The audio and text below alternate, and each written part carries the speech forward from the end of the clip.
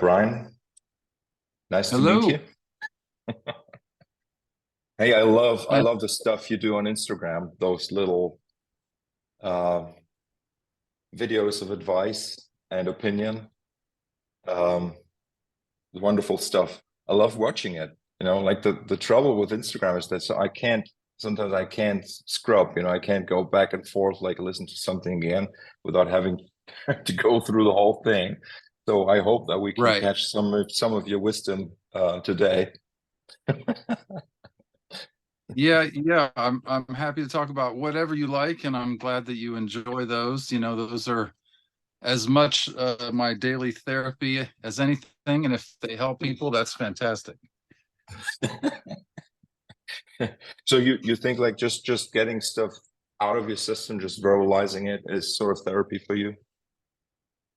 Well, yeah, I mean it's helpful for me sometimes to verbalize an idea, and I've found that those ideas can be good for other people. I sort of pride myself on being able to make complex things or emotional things into very kind of nice packages of information that are digestible. So it's good practice for me to do it on one hand. On the other hand, it's good for me to like share, if I have an experience in a certain week with a client or with myself or whatever, it's usually a good thing for other people.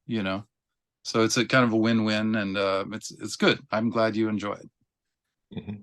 I hear you. I mean, what you just described is a little bit like even like making art for me. So like whenever I run into a situation like something that I either enjoy or don't enjoy, there's always reason to believe that somebody else has similar experiences. That's and Yeah, I that think, motivates me. yeah. Well, that's interesting. Yeah, I mean, I'm not sure where my motivation lies in that. I guess for me, elevating the conversation is a motivation.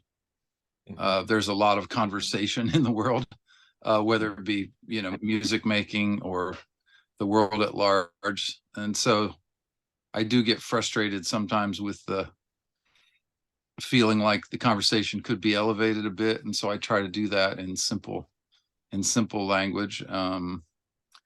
Yeah, I think artists innately want to be understood. I think being understood or being misunderstood is a key component that sort of puts people in an artist category. Not dogmatically. I don't know that that's everybody, but I think some people maybe don't care too much. But there is some piece of wanting to be understood, I think, at the Mhm. heart of all artistry, whether we admit it or not. Mhm. We Yeah. But so do you have any idea what that really entails to be understood? I mean, on which side of the communication is it really um, happening?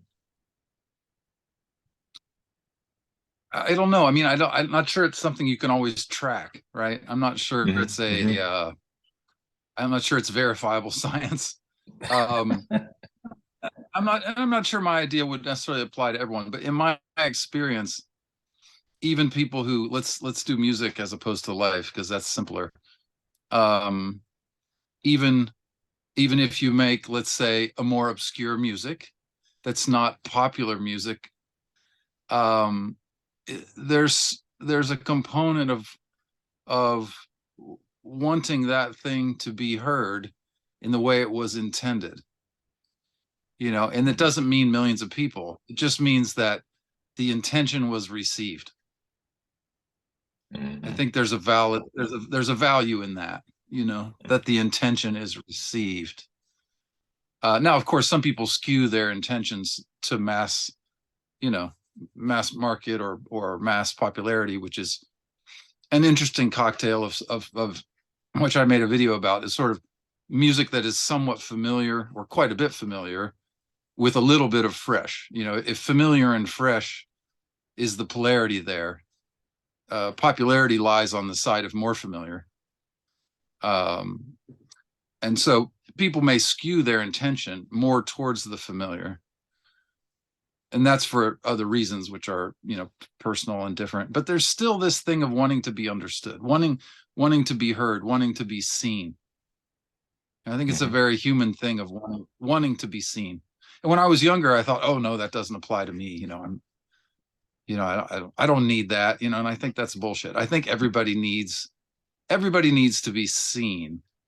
I think the difference is in how much we care of what the size of that audience may be. And maybe the quality of the audience may take precedence over the quantity of the audience. And that's an interesting continuum between the quality of listening and the quantity of the listener, you know. So in the process of music production, your role as the mastering engineer certainly has a big role in contributing to that aim to make the intention sort of like translate to the audience, right? Is that also how you see your role there, or is that just a side effect of what you're doing? No, that's how I see the role. I mean, I guess if I think about my own, you know, if I think about my own PR, if you will, I what I've said for years is my intention is to enhance the connection with the inherent core audience that's going to be there no matter what, and then also to expand that connection to the largest possible audience, which is a whole different matter, you know. Like when I did a Marilyn Manson record called The Pale Emperor, it was in 2014, I believe. And it was a very different Manson record than I'd ever heard, done by Tyler Bates, who's a film composer. He does like Guardians of the Galaxy type stuff.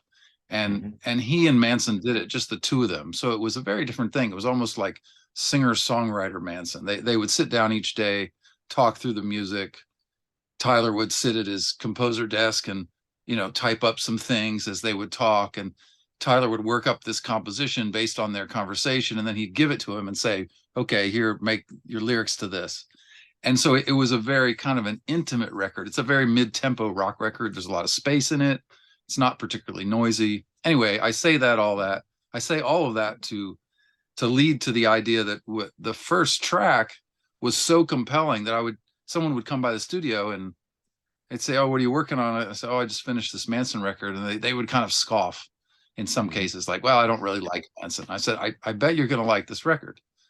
And within, you know, inevitably within 5 seconds of that first track, they were just hooked. They were like, oh, I'm a Marilyn Manson fan, you know, like that's all it took. All of their prejudice about it in 5 seconds was won over.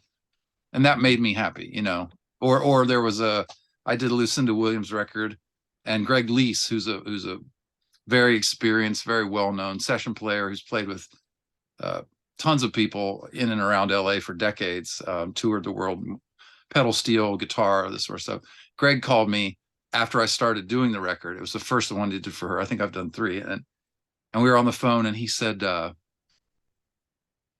he said, you know, I want to talk about it. He wanted to analyze, basically. He wanted to analyze, and he wanted to know what I was thinking. And it was a flattering conversation, because he was picking my brain, like, how are you doing this kind of questions, or what's going on here? Just wanted to get to know me.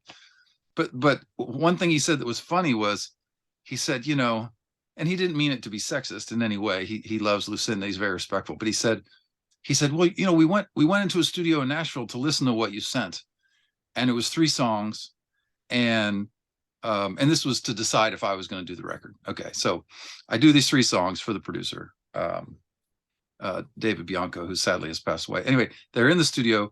He said, Lucinda listened for like 5-10 seconds of each one. She's like, yeah, good. Yeah, good. Yeah, good. Okay, and she's out the door. And for him, being more analytical, or, you know, his process, he was like, wait a minute, what are we doing here? And I said to him, I said, well, I said, Greg, that's actually the gig. You know, that makes me happy, because if that's happening for you, and that's happening for her with her experience, that she's having a comprehensive analysis in 5 to 10 seconds, I've done my job, you know. So there's an element of that immediacy with mastering, and the connection there. And there's also the timelessness of it, that I want people to listen to records I do in 20 years and think it just sounds as fresh and great then as it did when they first heard it. So I'm always working in these two worlds of immediacy and timelessness. You know, my take on what is timeless music. Incredible. So that's sort of like an equivalent of the, you know, the fresh and the film familiar that you just mentioned before. It's kind of a different medium for that, you know, right? I'm big on balances. You know, we live in our brains, and we live in a world where there's a lot of polarizing ideas. There's a lot of up and down, left and right, us and them, Republican, Democrat here in the US, you know, all these kind of things, the good and evil, all this kind of stuff. I'm big on balancing polarities. You know, I think that what's good about art and what's good about music lies, you know, kind of in the middle of all those things. You know, there's a yeah, you're preaching to the choir, because that's exactly what I believe, you know, that the good stuff lies in the middle. And it's almost like, even like if I'm coming from the hypnotherapy part, for example, that's exactly how it works. You present something very familiar, and then you present a surprise, and that creates a short trance. And when that trance happens, which I see as sort of oscillating between familiar and fresh, like if you hit that middle, a door opens and something can happen, you know. So I'm very familiar with your thinking there. But I really liked very much that you said, okay, so there are certain like art forms that go more in that direction, some that go more in that direction. And so you have a background of like loving music in general, I guess, just like most of us musicians, right? And like, well, lots of experience as a listener, as a fan, and you sort of like have ways to just say intuitively respond to music, I guess. So I'm wondering if you're still coming across situations where what you're working with is unfamiliar to you.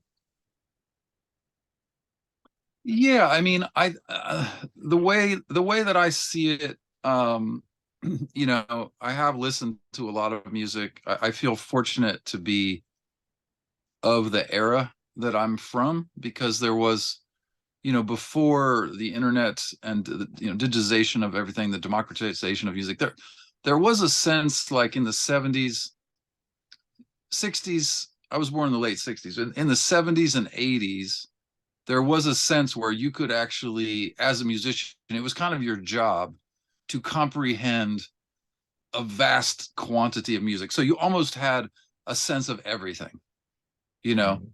So whether it was listening to, you know, the entire Miles Davis Columbia remastered collection on vinyl, which I did when I was young and spent all my money, and or listening to the whole blues catalog going back to Robert Johnson all the way through, at the time would have been, let's say, Stevie Ray Vaughan and Jeff Beck and all the white British artists, and in the pop world there was this all this other stuff. Like there was a time where you actually could almost listen to everything. Now today that is just long gone. And for me, those early decades of listening is kind of my frame of reference. That is a frame of reference that I think I'm compassionate to younger people, because I think it's very difficult to have that now.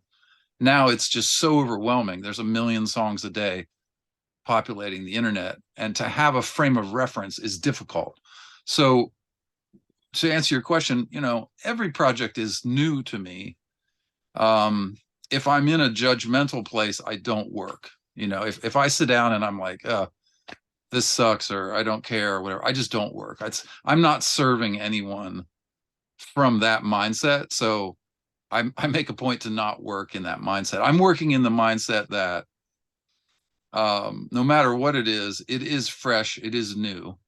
It carries the intention of these people. These people love this thing. They consider this to be ready for mastering. They're excited. So then I'm looking to this kind of sphere in my mind of what I consider the recorded history of music. It's kind of an XYZ. It's an XYZ thing. There's frequencies, and there's transients, and there's compression, and there's style, and there's all this stuff. And I'm thinking, okay, so what did they intend here, and where does it go within this sphere? And then what can I do to enhance what's good about this? There's always something good about everything, like you can find something to like in just about almost all music if you make the effort. Now, that's not a musician mindset. The musician mindset is more about like and dislike. It's like we resonate with these things and we go that direction, and we don't resonate with these things and we don't go that direction. And I think that's appropriate for a musician. But from my, and I used to be that way. I was very much a musician. Like, I'm going to be a musician forever. But there was a transition that happened where I started to listen with the intent to find something to like, which is a different intent completely. And then when I would find something to like, which is what I do in the studio, when I find something that I feel is the good stuff within the thing, then I'm enhancing that thing as a focus for the rest of it. So to me, it is it is always fresh. Cynically, to joke about it, I mean, I sort of joke, I don't like everything I work on. That's why I can make it better. I mean, that's the cynical joke of it, right? I'm like, oh, Yeah. okay. But I actually don't work from cynicism. I work from respecting the intention and trying to enhance the intention of the people who sent it to me. I feel that's my responsibility. Um, so, that's sort of, I just kind of gave you both sides of the polarity. Yeah, yeah, yeah. So do people communicate their intention to you, or is that something that you're sometimes being left alone with? Just I'm always happy to listen to what anyone has to say, whether it be, they type something out, like project I got today, and it's a 12-song record, and we don't want too much high end, too much low end. We want natural. We want this, that. People's way of describing music is kind of an art form. Understanding what they mean is that's its own skill set. That I continue to learn over time how to do better. So I'm always happy to listen to that. And if people want to send refs, which some people do, not as much now as 20 years ago, but I'm open to whatever people want to give me. But the way I work, the way I've always worked, and the way that I've discovered is the right way to work, meaning when I don't do this, it doesn't go well, is to just do what I believe to be correct in this given moment, which could be different from day to day. I'm not a robot. And then from there, it's like, it's just a sculpture. If you don't like that, or you like it, but you wish it was a little different, I can tweak it. So for me, the gig is, I'm fortunate to have found a profession which sort of dovetails with a passion, which is very flexible for me. So I'm very open to input, and then I'm just going to look at that. Sometimes it helps, sometimes it doesn't. It's always somewhat of a factor. It never gets in the way. And then I'm just going to do whatever, and then I can tweak it, and that's how it works. It's never the same process. Every record is different, but they run in patterns like anything in life. So like with what you're doing, the details matter very much, as well as the big picture, as far as I understand, right? And when I say details, I don't necessarily mean the details, well, obviously also within the music, but also on the technical side, right? I mean, like, I visited your room there, and just the attention to detail is overwhelming, even for somebody like me, But Yeah. I Well, see, yeah. no, go ahead. Sorry. No. That's just my input here. Like, let me know tell me what you think about Yeah. I that. mean, yeah. I mean, my I just I have an interesting, fortunate background, I guess, that lends itself to this gig. I grew up with very analytical stepfather. He's still alive. And two very creative parents. My mom being interior designer, so she's right brain, left brain all the time. It's like interior design is similar to mastering. You're not actually creating the furniture, you're not designing the house, but you're enhancing everything by pulling it all together. And there's measurement involved and there's aesthetics involved. And so I grew up very close with her. Then my stepdad was very analytical. He had like a Macintosh system, like from the 60s with a Seeburg unit with a dial-up telephone, thing for the LPs. And so this kind of high quality for the era stuff. And then this kind of professional artist thing with my mom. And so, and then my actual father was more of a, what people would think of as a stereotypical artist, like didn't know how to use his phone barely, never changed the oil in his car, was like very creative guy, but not very worldly guy. So I had like these two men. One was very not creative and very technical. One was very, very creative and not technical. And then in between was my mom, who kind of did both. And I was closest to her. And so I think of mastering as a very much a right brain, left brain activity at the same time. Again, the balance thing. My part in it is, maybe 51% creative and 49% technical, but somewhere in the middle there.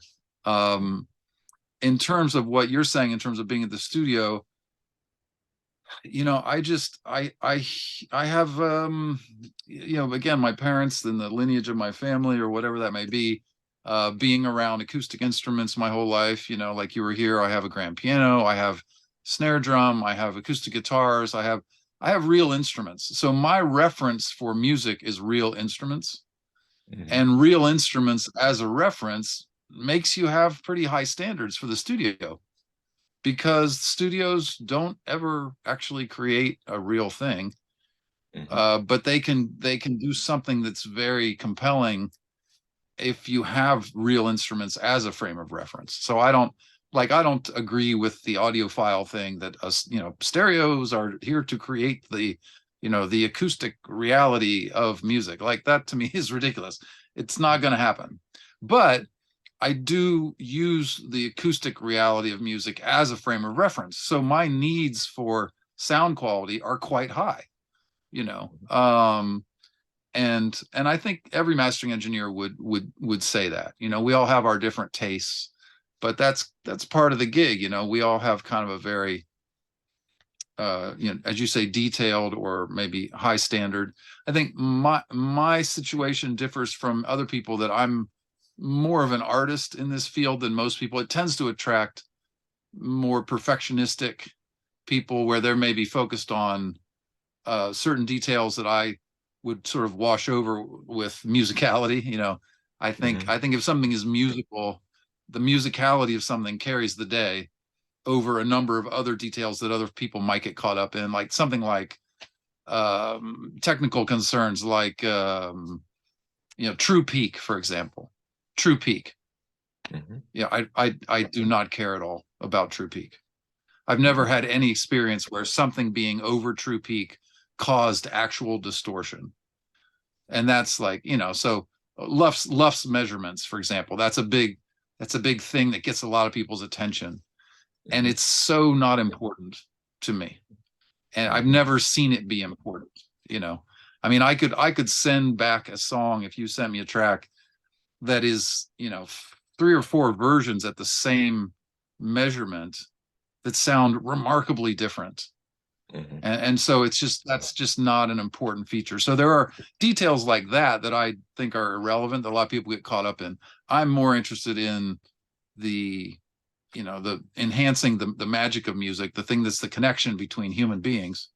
And because, like I said, of the right brain, left brain, and the frame of reference with acoustic instruments, yes, that does lead to some pretty esoteric equipment choices. And I mean, I've helped people make D to A converters just by giving them ideas and listening. The Bricasti people make a nice D to A. It's the M1 SE. I use it here.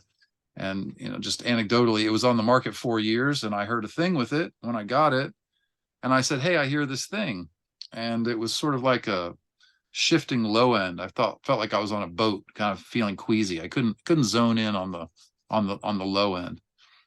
And Bricasti is they won't mind me telling the story. Brian, Casey, Tim Bricasti Tim's gone, so it's Brian and Casey. These are ex-Lexicon guys.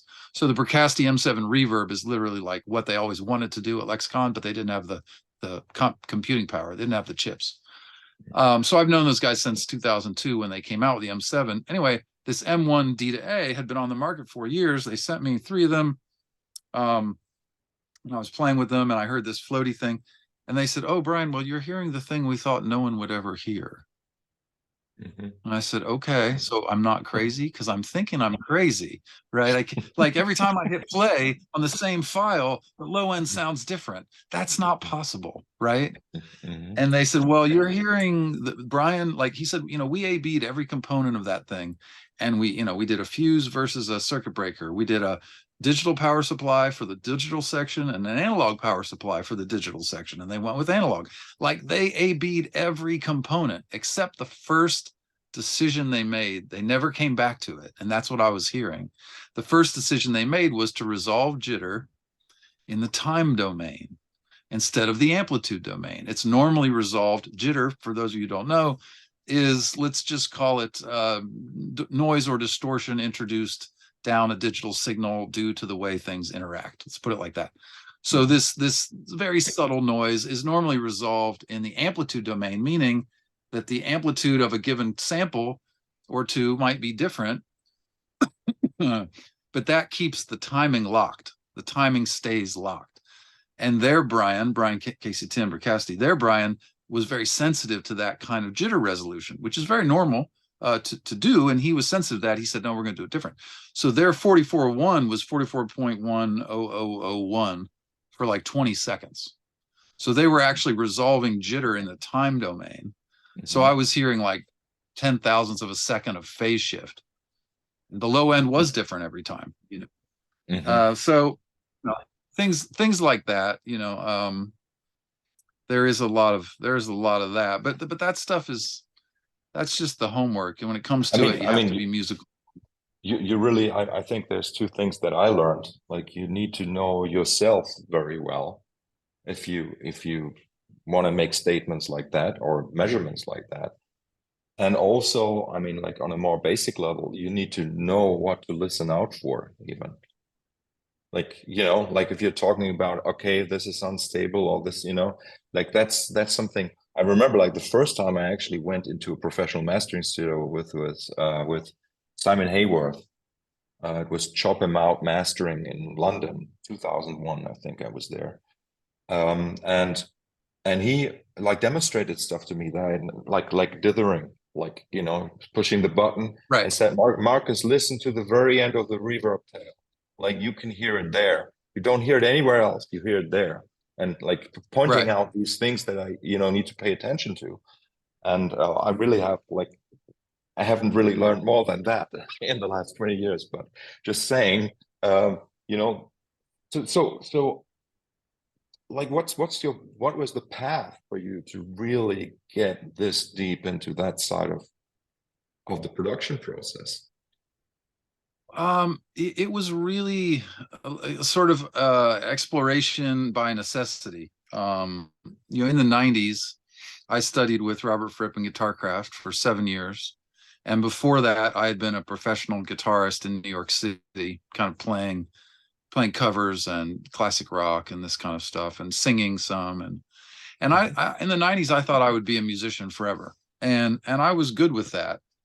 I didn't make a lot of money. I didn't care. I was enjoying life, and there was a path there, and it was going well. And around 94, I got frustrated with the recordings that I was able to afford. I don't know what people pay these days, but it may sadly be not much different. But it was like $50 an hour. And I hated the recordings. I loved the idea of being in a studio because I was really, one night I was doing an overdub, and I was by myself in the main room, and I had, my guitar rig there and the 2 amps behind me and microphones and all this stuff. And I had this moment where I saw that what was happening with my hands was turning into electricity and going through the wall and going into the other room. And I saw this whole pattern and cycle of how music is made sort of firsthand. And I was very enamored by that. I thought, wow, this is a miraculous thing, this is so cool. But then I listened back to the product and I thought, oh, this sucks. I don't like this. So in 94, I had a decision. I'm either never going to record again or I'm going to figure out how to do it. And that was a real decision. It wasn't, I'm not saying that like in a hyperbolic way. I was like, well, I don't have to record, or I can do it. So at the time I owned a very, very inexpensive home. This number will shock people. It was $56,000. It was almost destroyed when I bought it. It was almost like they were going to tear it down. Anyway, that allowed me to have some credit where I could buy some stuff. And I bought like a $35,000 worth of stuff, which sounds like a lot when the home is 56. So I did loans that they don't let you do in America anymore. But and I bought like ADATs and some hardware, and that didn't sound good. And so it just kept going. Once I went down the road of I'm going to learn how to do this. And so I'm self-taught as a tracking engineer and as a mixing engineer. And then by 99, I was pretty happy with what I was doing. The equipment had been upgraded a lot. There was a big pile of debt, which eventually got paid off when I sold that house and made like 70 grand, which covered the debt. But so that was good. But I had eventually had like, 2-inch tape machines and Tube Tech hardware and Purple 76 and DBX 160 and nice preamps and decent monitoring. And I had gotten to be decent at the craft of it on that side of tracking and mixing and working with friends and my own music. And then mastering came up and I was like, yeah, what's that? I don't know. I just had no idea. So I had already self-taught in the one way. And I said, well, let's self-taught and, let's self-teach in this way. And I just jumped into it, and it was the same pattern. It was like just starting out. Like the first thing that I ever did was like there used to be this TC finalizer, which was sort of the equivalent of today, like Ozone. It sort of did everything. Mm-hmm. Mm-hmm. And at first I was real enamored by that. And then again, I heard it and I was like, oh, this doesn't sound good. So at that moment, I made the decision to only listen to and only work at the highest level. So I started to collect and play with $3,000 and $5,000 and $7,000 boxes and play with them like foot pedals. Basically, they became very expensive foot pedals. And it wasn't just the box, but it was the palette. It was the interaction of the boxes. And then, and eventually by 2004, I came up with the chain, which basically is the same chain I have now. I've made very few changes since 2004, 5, 6, 7, somewhere in that range. And I basically found a chain that works for everything. And I've upgraded monitoring and D to A conversion over the 20 years or 18 years, whatever it's been. But the chain I found was like, okay, this is the chain. I grew up listening to vinyl and tape machines, transformers, but yet I like the full range that digital gives you. Excuse me. So it's sort of a best of both worlds approach that I have. I think there's good things with digital. There's good things with tubes and tape and transformers. I mean, I don't use tape anymore, but I used to have tape machine in here. ATR 102, really nice. But yeah, it kind of evolved from that moment of I'm either going to learn how to do this or never do it again, to the moment of what's mastering. And then at that point, I stopped messing with cheap gear. And it really makes sense, because if you buy hardware that's nice, you never lose money. You might sell it for a little less than you paid for it, or you might break even. You might sell it for more than you paid for it. But the time that you have with a good hardware is always worth the investment. And the opposite can't be said. Being cheap with hardware just doesn't make sense. And so I started not being cheap with hardware in the late 90s, and then eventually found this palette, this collection of very nice foot pedals, which is my mastering chain. And and that's basically how that went down. Mm-hmm. Yeah, that's well, you actually recommended a pedal to me. I got it and I love it. And you're absolutely right. Yes, Like once that's a great pedal. Well, that's an interesting thing, because my mom passed away last year, as I told you. And So I decided to play guitar again. I haven't really played much music at all in the last decade, and yeah, I went on a spending spree of the new pedals, of which the world is full of thousands of interesting pedals. And I found that one just by going to it. Turns out LA, I lived here a decade. I didn't know there's all these guitar stores. So I go to these music shops and just try every pedal they have, And I'm a quick student. I mean, it could take me 30 seconds, 10 seconds, 2 minutes. I'm like, next, next, next. But I try them all. I think that's the analytical part of my brain. It's like I go in there like I'm going to try them all. I'm not going to skip a single one, like that. You've got to go down the rabbit hole all the way. Like Greg Wells gave me a lovely producer, multi-instrumentalist. Greg Wells, a wonderful guy. He gave me a really nice compliment when I saw him recently. We were talking to some client of his, and he said, Brian goes down every rabbit hole, like really far. And then he paused and he's like, actually, he's the rabbit. And I said, I love that. Thank you. That is the best compliment of all time. I will take that. So down the rabbit hole of foot pedals, I found that little compressor pedal. I guess we can tell people because we've each purchased one, so it's okay. Yeah. Because we will sell out at some point, but it's Effectrode is the company, and it's the Effectrode tube compressor. There's no transformer. It's like an LA2A, no transformer, and it's just well, you say what it is. It's a beautiful thing. It's a beautiful thing. You can use it to just color the signal to sound better, and as I think, like you put it, it sounds like a record, and I absolutely agree. That's what it does to any signal that I've tried. Literally, you put Yeah. something through it, and it goes from sounding like somebody noodling in a room to like that's a record. Yes, that's kind incredible. Of an amazing thing. It's an incredible thing. It's an incredible thing for 300. And I use it also for touch guitar bass recordings now, like just like the low end, and I use pretty severe compression, and still, I mean, it sounds amazing. It really does. And I'm glad. Yeah, and like the thing is, like, I'm not analytical to the extent where I'm kind of like really interested in what's happening.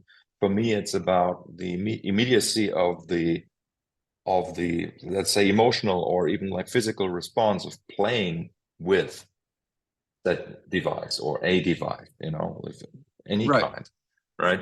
And that's also like the interesting thing for you, maybe, like, I guess that I developed my own touch guitar after the war guitar, and I haven't played the stick before that. And so like people ask me like, what is different? I mean, come on, play it. You'll feel the difference. I mean, I can tell you about it, but that's not what it's about. Is you gotta use it. You gotta play it in order to have that experience. What is the difference, right? My friend John Miller is a composer. We talk about this a lot. That the equipment should inspire you to use it. Mm-hmm. The equipment should make you feel like you want to play. I mean, like people have said for decades, there's a song in every guitar. Mm-hmm. Every good guitar, not every guitar. Let me rephrase. Every good guitar. You go to a guitar store and you pick up a few, and you're just like, when you grab a good guitar, there's a song in there. Like, and the pedals is the same. Equipment I have here is the same. It should give you something. When I run stuff through my chain, before I've done anything, it's sounding better, because that's my standard and has been for a long time. It's like that compressor. It's like that compressor. It's gives everything a little sonic blessing, where it's like, oh, well, that just elevated the quality of this thing. And it's interesting because I was thinking a few minutes ago before we did this about an old thing that Robert used to say: sound pattern and quality. And it's interesting how the quality of a device can impact everything else so positively or negatively, and that's kind of that's kind of my specialty, is like the quality of devices and how that impacts how everything else works. Hmm. It's an interesting thing. I mean, if Pink Floyd and, if the Benson Echo Rec didn't exist, we wouldn't have so much music from a certain era. The Hmm. Benson is like, it's there, you Hmm. know, 1176s, distressors since the 90s. Like, these things become part of the palette of creativity, if they're good. Exactly, exactly. And like I'm totally with you. However, like in my world, just in my practical world, the way that it unfolded, over the last 30 years is that um it was very inspirational sometimes to sort of like to having to deal with the Boss GT5, for example. It's one of my Right. first pedals, right? And finding a sound world that works within that. And then like the way that I did it for myself is I sort of like accepted that as a truth. Like this is what I can work with at that point. Right. And I was always taking it very seriously what was coming out of that, even though I knew it was not, it could have been better. But for my personal, Right. for a career as a musician, as an artist, it was important to never get like dragged down by the fact that I had to work within what was possible. And then, like I gave you Right. this example of seeing Simon Hayworth in 2001. That was a record that was recorded like on a very, very cheap four channel audio card. Um, Right. and but I wanted to go into a proper studio, so I always kind of like started in like using more and more resources, um like that were external, like things that I couldn't afford, that I could rent, etc., and sort of like building it from that. And so what I'm trying to say is like I'm still enjoying like going back to some of those old sounds, but using them in a completely different and new and sort of like a higher quality context, if you know. Yeah. Yeah. It's yeah. The limitation in the case of the Boss, that limitation gives, a certain pressure, which you make a sonic diamond out of it. You're like, these are the limitations Mm, I'm working with, but it's still your intentions. It's still the ear. The thing today that's really challenging for a lot of people, I see it quite a bit on the internet with, questions people ask, or people ask me questions. It's like going back to that concept of frame of reference. If you don't have a frame of reference, if you don't know where you are, how can you move? you know like mhm, Robert would say, aphorisms, begin where we are. If you've got to begin where you are. Well, if you don't know where you are, you can't do anything. So frame of reference is like, okay, this is my pedal board, right? What can I mhm, do with this? Now, if you're going to change your pedal board, you would have to have firstly fully exploited what you have, figured out everything cool about it, run it into the ground with understanding. And mhm, then you would build from that a frame of reference. You say, this is what I have, this is what works. And then if you're going to A B that with something, then you would say, well, but I wish it did a couple things. And then you try it. And you say, well, is that worth the trade-off? And then this exercise of A Bing is a real skill set that, again, in this digital era, I'm very compassionate to younger people who are just handed, like, here's like 150 plugins, and here's a DAW, and you've never used a console, and everything exists in your mind as a color, as an option, as a direction, but there's no frame of reference. So it's like chaos by overwhelming options. mhm, That's insane. Like for the longest time, I've used one plugin. It's changed over time, but it's one clean EQ. That's it. Everything mhm, else I do is analog. Now, having mhm, said that, when I got into the Atmos world, and then I got into, last year after Mom died, I was like, oh, maybe I'll write a song, do something for myself, make some music, do a composition, something, whatever. And I thought, well, let me see what plugins are out there. And of course, there's so many. And I tried a few, and I bought a bundle. I bought like 150 plugins for $700, mhm, and it's everything I could ever want. you mhm. know And it's like, the only reason, however, that I can use those is because I know what those hardware pieces are, right? I have a frame of reference. So now, I went from one plugin to I have like 150 plugins on a different computer. It's not for mastering, it's on a different machine, on a Pro Tools machine. But it's like, wow, that's amazing. But it's amazing for me because I know what to do with it. If somebody was just handed 150 plugins with no experience in hardware and no frame of reference, it would be very difficult, like what the hell, what do you do with that? So yeah, the limitations of previous eras were very helpful, that we could build a frame of reference. You could use that boss thing until you were like, okay, I know this thing every way possible. And you do great things with it, because ultimately it's not the hardware, it's it's you making it great. And the limitations taught me what to listen out for, really. That's what it is. Like knowing, going into those details. I was so happy when like Cool Edit Pro or Cool Edit Blah had the denoising function, because I was good, and it's still that trajectory, like of like discovering these little pieces of software that make things better, even if there are limitations. That has sort of like for a long time been my like sort of like almost a driving force, like how can I make this better? And I'm fortunate now that I'm in a position to, like, I still don't have my own studio to record. Like when I need a studio, I know, okay, this project or this project gives me a certain vibe, and I want to work with that engineer and with that studio because he has a real reverb chamber, or and that's how I operate now. Kind of like the sort of like not the opposite of how you work, but like you have your like, because you were thinking, yeah, I like when you met that's very appropriate. When you mentioned That's your mother appropriate for being, you because you're creating. when you mentioned your mother That's being appropriate. the interior designer, right?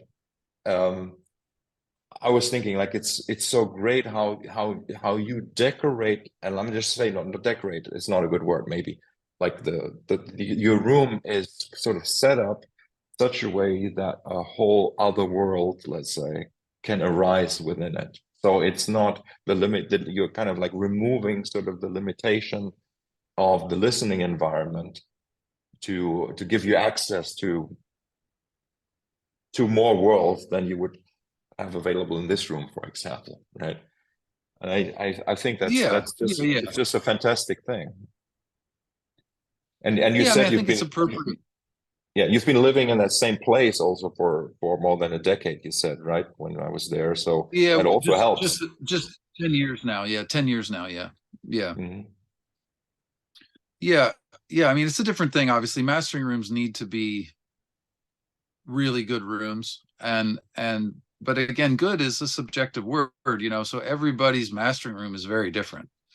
Everybody's mastering chain. If you look at the high-end mastering people in the world, I mean, the chains are different, the rooms are different, but they are at a different quality level than mixed rooms. Mm-hmm. And so so it's a different thing. I mean, I think what you're doing makes total sense. You're creating something, you're like, let's go here because they have a chamber, or let's go here because this person is really good at a certain kind of editing, or whatever your thought process may be. That my thing here is that the frame of reference is the room. The room is set up both with the equipment, the lighting, the things that you're talking about in terms of the design.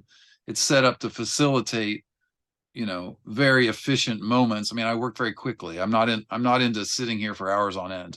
I'm into getting in and out, doing it very quickly, because when people listen to music, they're not going to listen to it for hours on end. They're going to listen to it for 25 seconds. And then maybe they're going to listen for 3 minutes. So I want to mirror that. I want to have fresh ears all the time. Studio life is different than mastering life. Studio life, you can be down that rabbit hole. My thing is, you get in and out, and you experience it the way that the world is going to experience it. But yeah, I mean, back to the other thing, it's, the interesting thing with equipment too is the limitations are, sometimes that's where the thing is. Like Marshall amps, you know, as you may know this old story, Jim Marshall was trying to make the cleanest amplifier possible, right? That was his intention, right? So he had a very clear intention, which is important. It's important to have a clear intention, but that doesn't mean that once we and the creative world gets a hold of it, that that's what it's going to be. It may become something very different, you know. Mhm. But the clear intention was good. You know, the boss people had something in mind with that pedal, you know, and that was their intent, and then your intent was different. And so the clarity of intent is important. The content of the intention kind of doesn't matter, because that's the whole fun of creativity, is like you do something different with it, you know. Mhm. Yeah, absolutely. So, Brian, I was going to ask you where you think you're going to be going next with your musical life, let's say, and that includes the mastering and everything. But we also need to mention that you did upgrade your studio for the Atmos mastering, and if you tell us a little bit about that, what it means, like how many channels you got to do that, and that would be Yeah. fascinating to hear. Well, it's a big topic. Let's try and keep it simple. Um, so for those who are not aware, Dolby Atmos is what I would call the evolution of surround. It includes ceiling speakers, so you have all around plus the top. Um, and that's been around since like 2012 for theaters. And Apple Music got together with Dolby and got together with the labels, and as of 2 years ago, normalized spatial audio, which is the Apple version, which I'll explain in a second. Spatial audio / Dolby Atmos became normalized for music releases, and normalized meaning it might be happening with every new project very soon. It is happening with many new projects at the moment, and then there is back catalog work that's happening. There's obviously a near infinite amount of music back catalog to deal with. So this format has been met with understandably mixed emotions and mixed reviews. The spatial audio phrase, that word is because what Apple did was they did a different kind of a headphone delivery. Instead of the 3D encoding, which makes the space in a headphone, instead of it being baked into the 2-channel stereo file, which is what you have with the Dolby Atmos, where the 3D encoding is baked into that 2-channel file, and that is the Tidal product and the Amazon Music product. What Apple Music did was something different. They put the spatialization in the hardware. So the AirPod Pro 2, which came out recently, is their most recent version of the spatialization. So there's DSP in the physical hardware. And every time they come out with a new product, that technology will evolve. And so the sound will get better. For example, the next product will be an AirPod Pro, an AirPod Max. It'll be an over-ear, probably. I mean, I'm not Apple, but it'll probably be an over-ear, which will be an upgrade over the previous Apple Max, and maybe even an upgrade over the AirPod Pro 2, which currently is actually quite good. And you know, I sound like I'm shilling for Apple, but for $200, the AirPod Pro 2 is a real winner of a product, and it gives me hope for the format for the future, because I was a little skeptical on Apple based on mastered for iTunes, which is total bullshit in my view.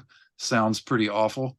It's a very cold codec that takes a little bit of the tail of low end out. It makes everything sound like a cheesy wedding band, because the groove kind of dissipates.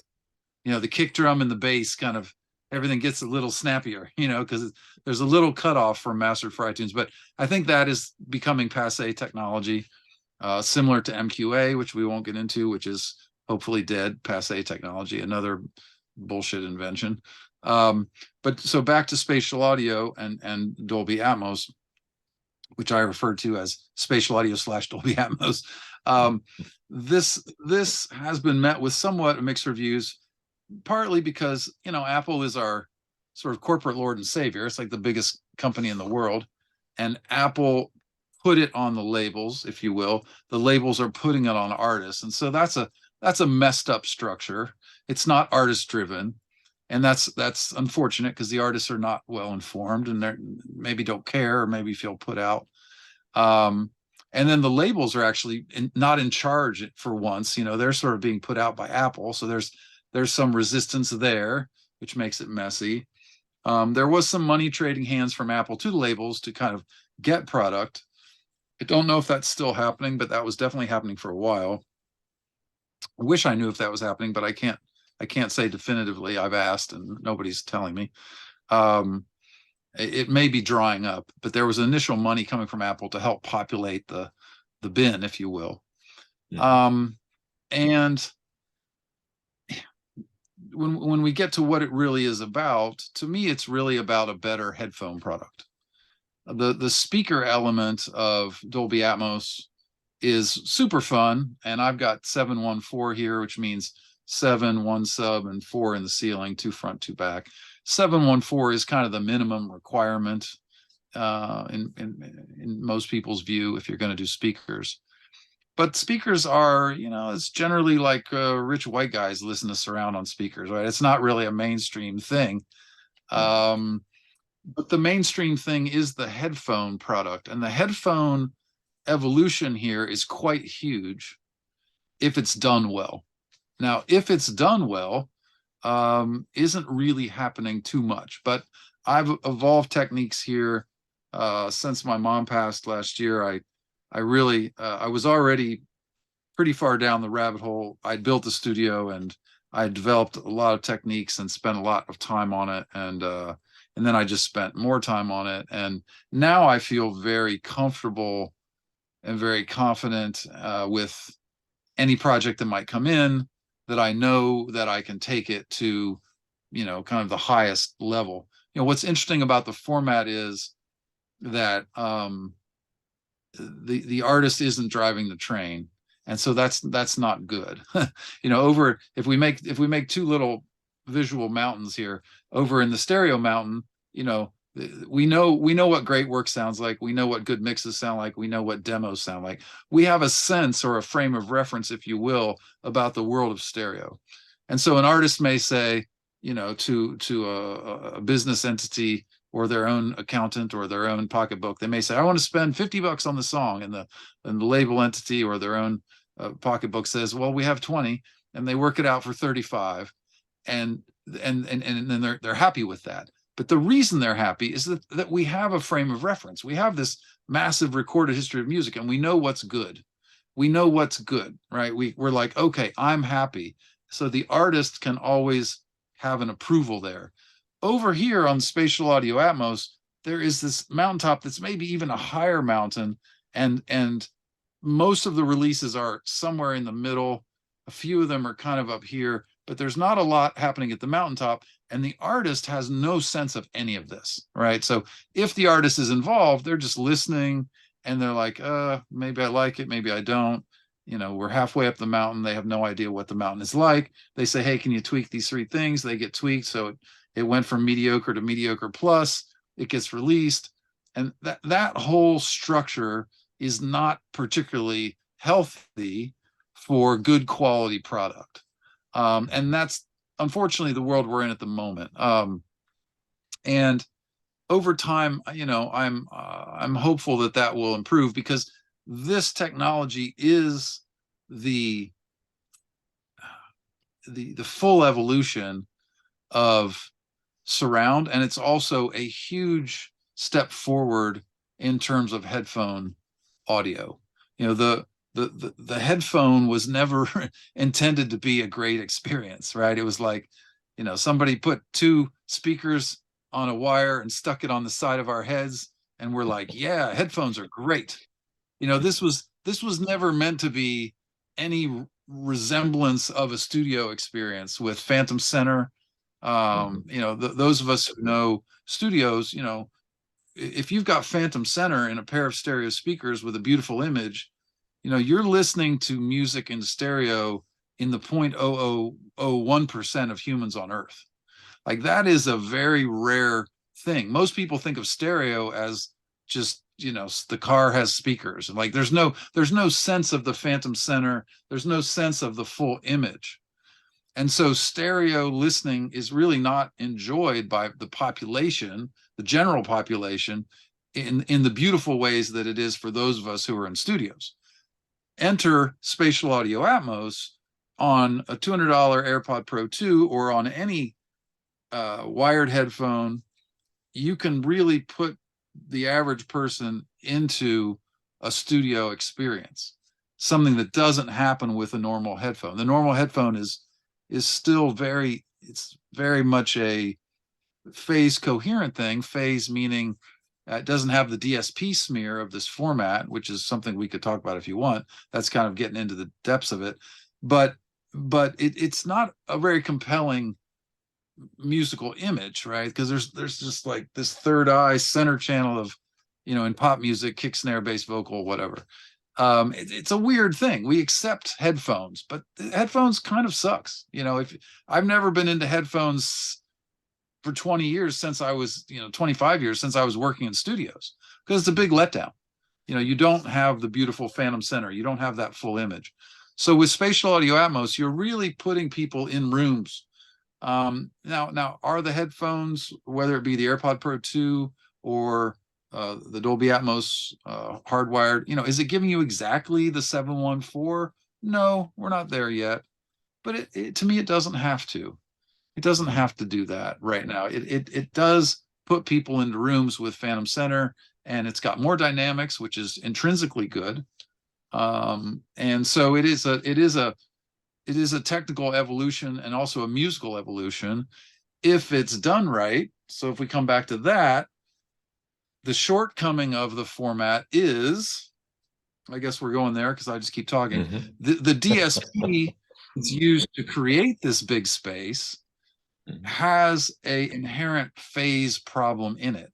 Phase problem meaning it's keeping things in the center, kick, bass, lead vocal, and pop. It's keeping these things from being punchy and immediate.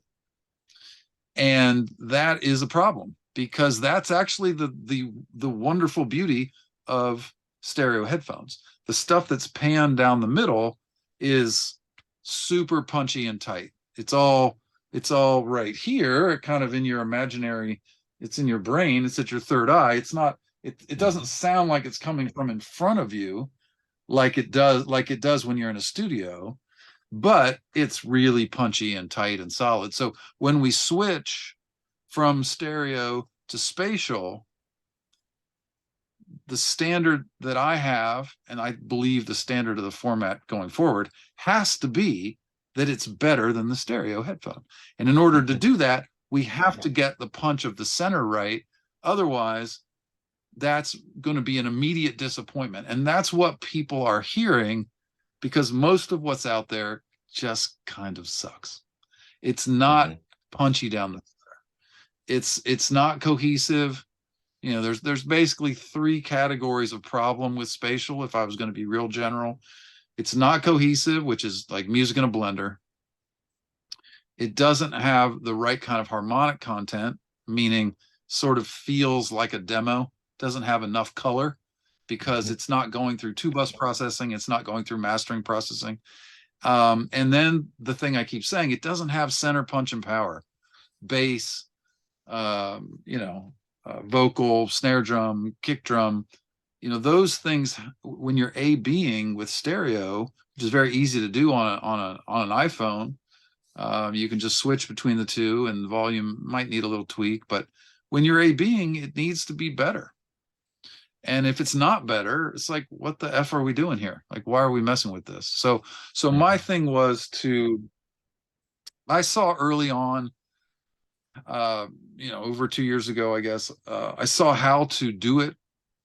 And I set out to do the thing that I imagined would work. And that thing, back to your original question, includes, technically speaking, having a great room, really wonderful speakers that are an extension of my mains.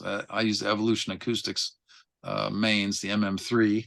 and then I use Evolution Acoustics micros, and so I've used those. But moreover, I use the Trinoff box. The Trinoff, the French company, really allows, you just kind of press the button, and 5 minutes later you're in an amazing Atmos room. And that's my biggest recommendation for anyone who does these rooms is get a Trinoff. And I've tuned mine in a unique way, which is I've tuned it to mirror my mains. So instead of a flat line response, which is kind of what it innately wants to do, I've tuned it to mirror the frequency curve that I'm used to. So when I go from stereo with no Trinoff to spatial Atmos in the Atmos room, my mains in the front don't change, and the whole room sounds like I'm used to. So the learning curve for me is shortened by doing that. I'm in a familiar sort of frequency space.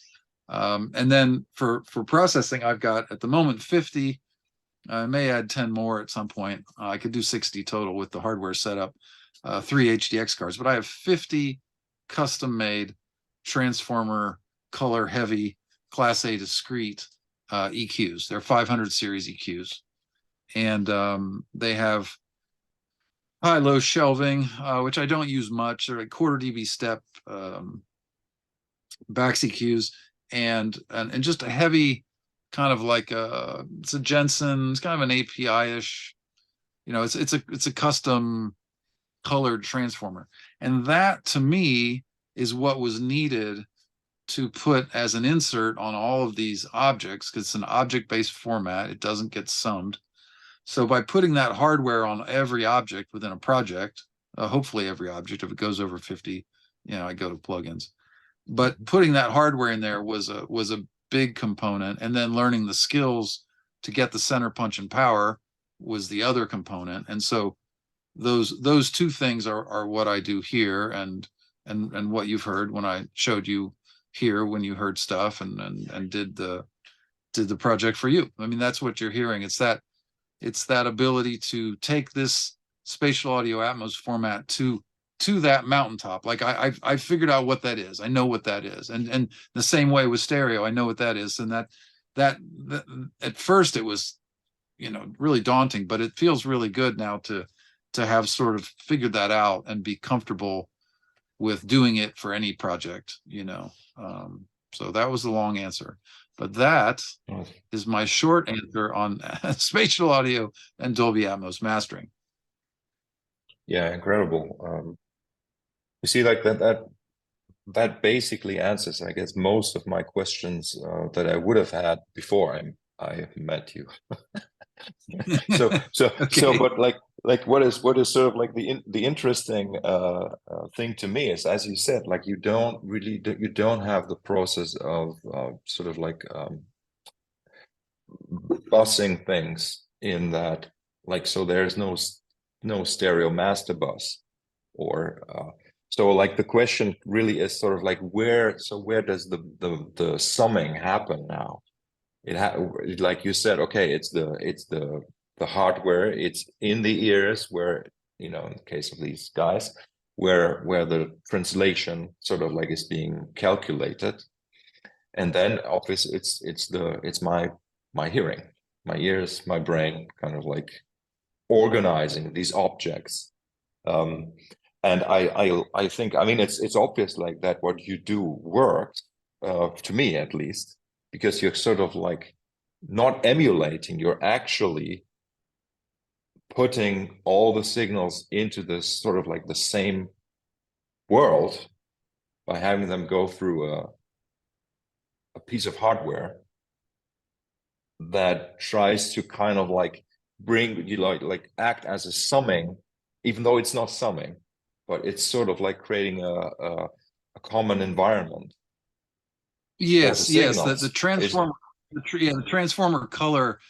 Transformers have interesting qualities. There's harmonic content, there's glue, there's some compression, there's interesting things that happen, and it's a subtle thing, but it's really what's needed. Otherwise, the format tends to sound like music in a blender. Music in a blender that doesn't have quite the right harmonic content. The thing that plugins can't do is transformers. It just can't be done. and high shelf boosting is very difficult also. And so the transformers here do a lot of things that I can't get with a plugin. Yeah, it's sort of like running it through my chain. It's like as soon as the transformers are involved, it's like, okay, that's like a big step one. Now let's work on the power. Let's compare it to the stereo. Let's do all the other elements that are required. Let's do the technical elements. Let's check the low end. Let's check all the speakers for low end cutoff and all that kind of stuff. So yeah, it's like step one is like get that transformer color in there. That was my initial idea, that's what the format really needed. And then from there, it was evolving the techniques that are the techniques of mastering in this format, which is, this whole other thing. It's a whole different thing. It's a very different and interesting world. It's a different challenge. It has whole different strategies. There's different EQing things that I do. Frequencies I would never touch in stereo mastering are the ones I focus on in this world. Like, it's very interesting. It's a whole different thing. So is this whole world of loudness and perceived loudness actually relevant in the Atmos mastering Well, you're doing? not so much. Not so much. The beauty of the format is that there is a hard limit on what they will release. So, what they ask for is a -18. If you have the Dolby renderer, there's a little, thing you run the whole song, you get an integrated LUFS of -18. Now that's a different -18 than stereo, so don't equate those. But assuming that your true peak isn't over, I think -1, they're gonna bump that up. I think they bump it to -16 if I'm correct. But those are rabbit hole details. The main thing is that I'm trying to say is you can't just slam it crazy. Now you can compress, but there's still a limit. And the cool thing about the format is it's really easy to make it too loud.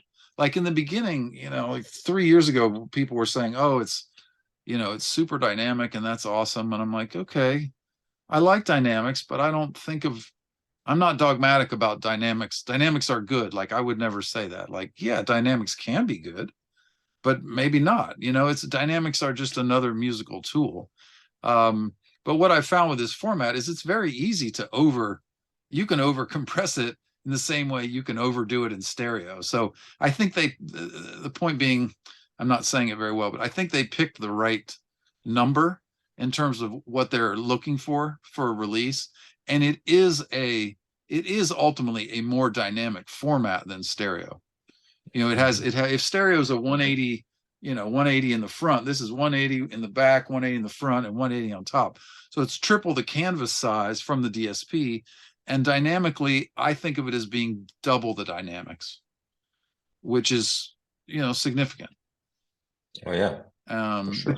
But you compress and you can get things colorful and cool just fine. It's not an anemic format. It's anemic what most of the releases are done. It's very anemic, but I mean, if you do it right, it works out really well. Wonderful. So what's your, if you have one, like your future vision for this format, and also like how do you think listening and how can or how will it evolve? Do you have any idea about that? Like my sense of it is that, well, let's start with this. If I could put the skills that I have here in the hands of everyone working in this format and combine my skills with whatever skills they currently have, if all engineers had a combination of their skills currently and the skills I have here, and if they had the hardware that I have here, if all of the releases were done in that way, this format would be an absolute home run. It would be killing people with just excitement. People would be overwhelmed because when it's done well, it's fucking amazing. And it does make stereo headphones seem kind of broken, like outdated, like weird. So we're not there. We're nowhere near there. That's where I see it going. I see it being the evolution of not just surround, of which it is, because it's a streamable format that can work with any speaker configuration, any headphone, etc. Not only is it completely agnostic in terms of playback configuration, which is great, which makes it able to be ubiquitous in the future. Not only is that happening, but if it was really done well, then it would really make stereo delivery for headphone not a thing. Now, does that mean stereo goes away? Absolutely not. There's no contest here. There's no polarity between spatial and stereo. Stereo is here to stay.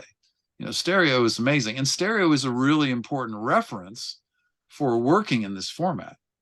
But if we, you know, are like when I'm working here, I picture a triangle: speakers, Apple, Dolby, or maybe it's Apple, speakers, Dolby, whatever.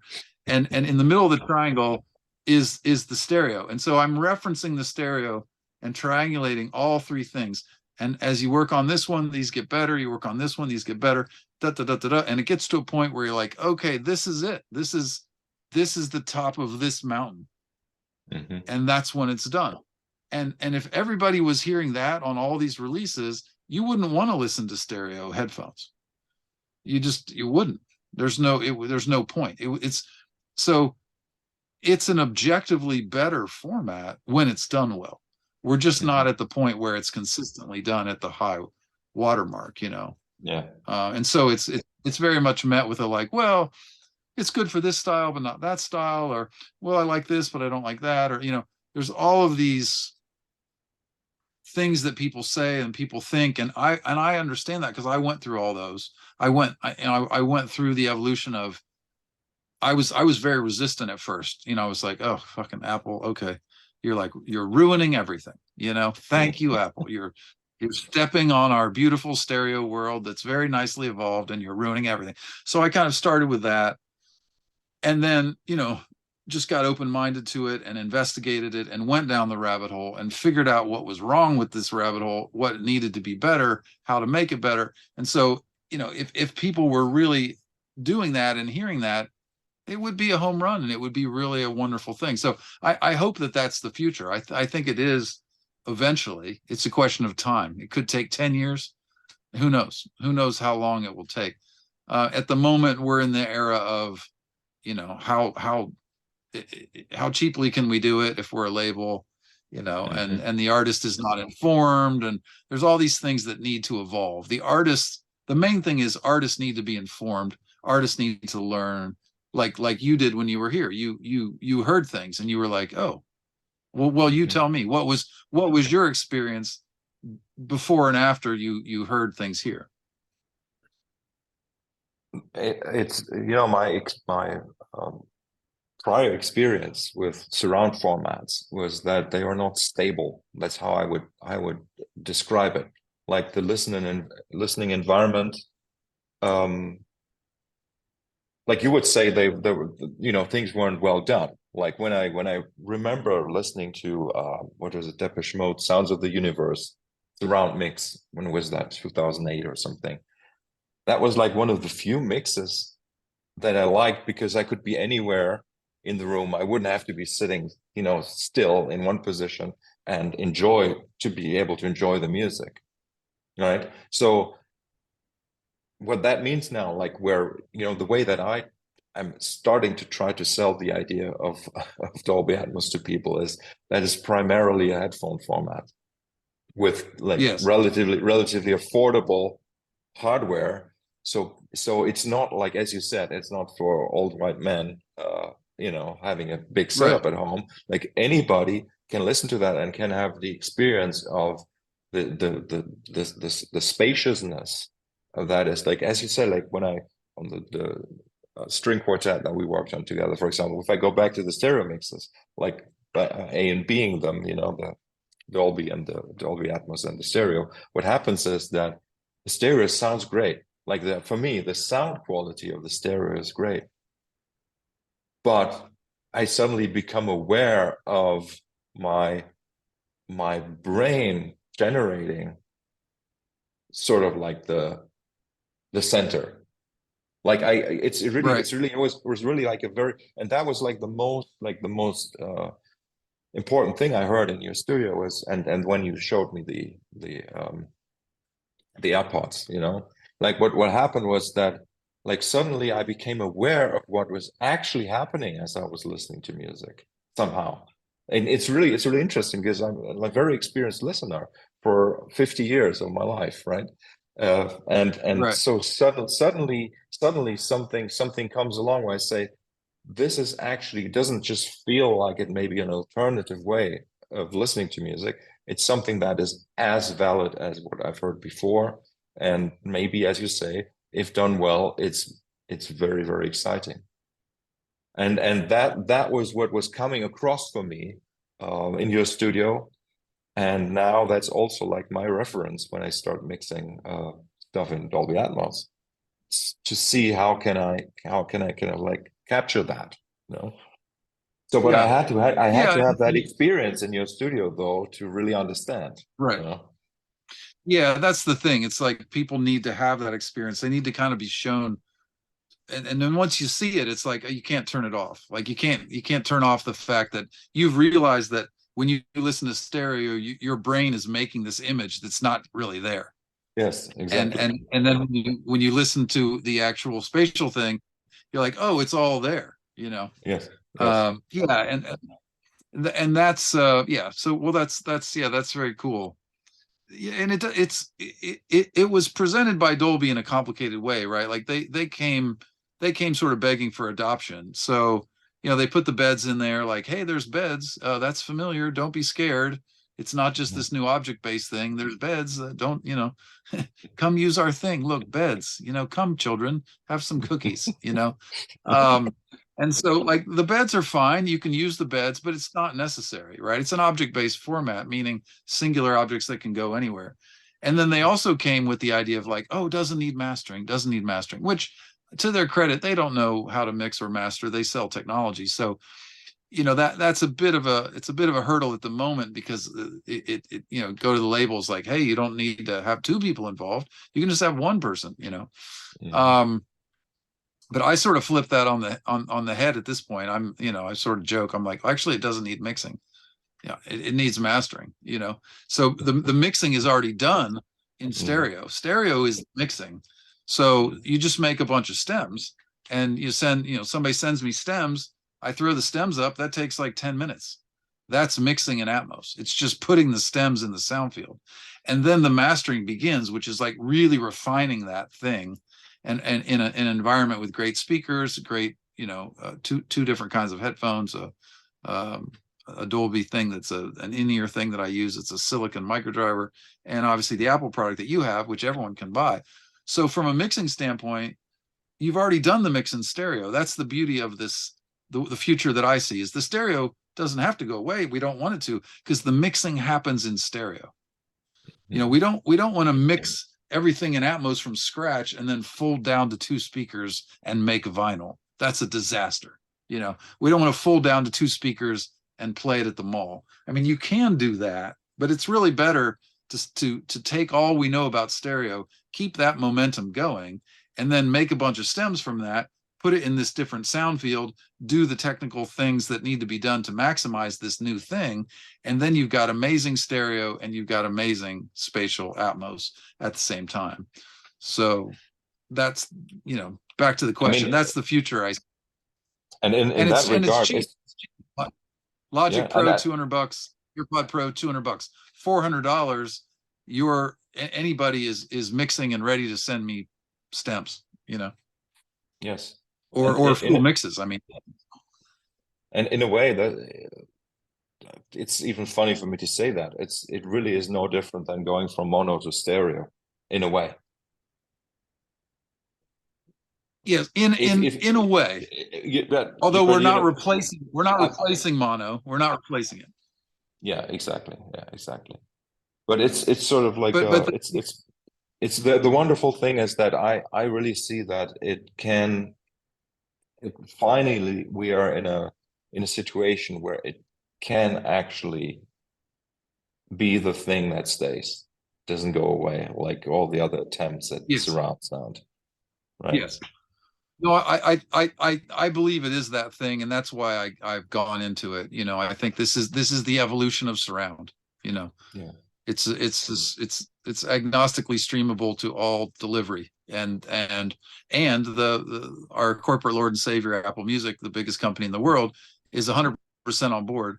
And there's I have it on pretty good inside information. There was a gentleman that used to be at Avid, and then he went to Dolby for Atmos, and now he's at Apple. And so, there's kind of the evolution of the technology there, and there's a real commitment from Apple. They don't do things short-sighted or half-assed. So, everything points to it going nowhere. It's just a question of how do we make it better? Mhm. And so there's different levels of resistance, and there's different skills, and it's going to take some time to work through. But in the meantime, anybody can make a bunch of stems and send them over, or get Logic Pro and make their own mix. There's not a huge barrier to getting involved here, and it can be presented to be very complex. It can seem really overwhelming because it is technically quite a bit. Mhm. But once you kind of see that, it's like, oh, it's actually really easy. I mean, I've told a couple mixers who have like no experience, medium experience, and great experience, my sort of stem technique for making stems to fill the field, and in an hour to 90 minutes, all three skill levels of people are doing great things, and then I take it from there, and then it ends up great. So it doesn't have to be this huge, overwhelming thing. I think that tends to make not the best product, because then you end up with this kind of floaty fishbowl of sound in a lot of cases. Yeah, that's what like most of the, like when I started listening to 5.1, like most of the stuff just didn't work because it felt as if people had no idea, well, and how could they have any idea what my listening environment would be. And Right. that's why, again, I think the, thinking of it as spatial audio as primarily a headphone format is really going to help Yes. push that. Yeah. Better than stereo and headphones, and consistently deliverable, at all price points to everybody in the world. I think that's the only reason to do it, is that it is the evolution of headphones. Yeah, and people, or music is not being presented in movie theaters. Like if it would be, maybe people would have caught on, much quicker to the idea of how great it can be. Like all you Right. hear is sound Well, effects and some. right. I don't know because I have never experienced it. But like, would that Well, how would something like I that did a translate? I did it. Well, it would sound great. I mean, the stuff I've done here, if you stick it in a Dolby theater, it would sound amazing, because it would Hmm. still have the center punch and power. But Hmm. music for theater is a different animal. It's interesting because there's a parallel, but it's totally different. Music for theater is all about the dialogue, and then the sound effects are about spaciousness.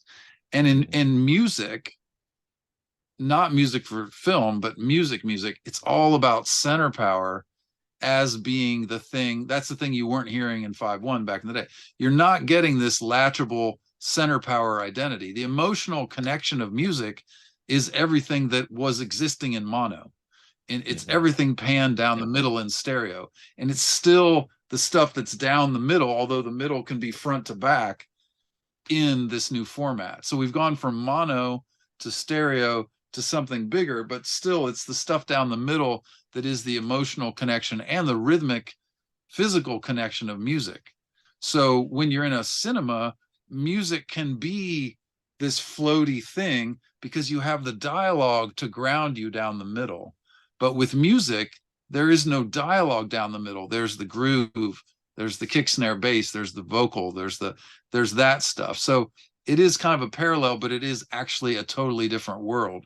So film music doesn't have to do this kind of center punch and power stuff. It doesn't have to do cohesion in the Hmm. same way that music has to do cohesion in this format. Without cohesion, it's just a floaty swimming pool mess. And that's Hmm. most of what's out there. you know. Nobody wants that. Nobody wants to hear that. It's like you said, it's very disconcerting. You're like, what the hell's going on? You know, music is about a very grounded emotional connection. The grounding is the Africa, the emotion, you know, we can do like chakras, you know, you've got to, all the chakras have to hit, and they all have to hit down the middle of the mix. It just so happens in this format that the middle isn't on a flat plane in front of you. The middle is going all through the room. And if that middle is solid all through the room, then everything else is a bonus. And the headphone, back to your point, gives the consistency. You know, the AirPod Pro 2 or whatever follows it, or, you know, Dolby products, Tidal, Amazon Music on whatever headphones, you know, that's giving us the consistency. So we know what the delivery is going to be. It's going to be speakers, Apple, Dolby. So we can tune things to work with that center, power, and punch that do all the things that we get from stereo, but it can do them bigger and better with more dynamics. Wonderful. And man, I think that's enough for today or tonight for you. Yeah. Probably good. Would love to talk to you about other things as well at some point, but this has been great. I'm on 1% on my phone, so we should say goodbye. We say goodbye. I will. All right. Thank you so much, again. Brian. Talk soon. Yeah. Thank you. Thanks for this. Bye.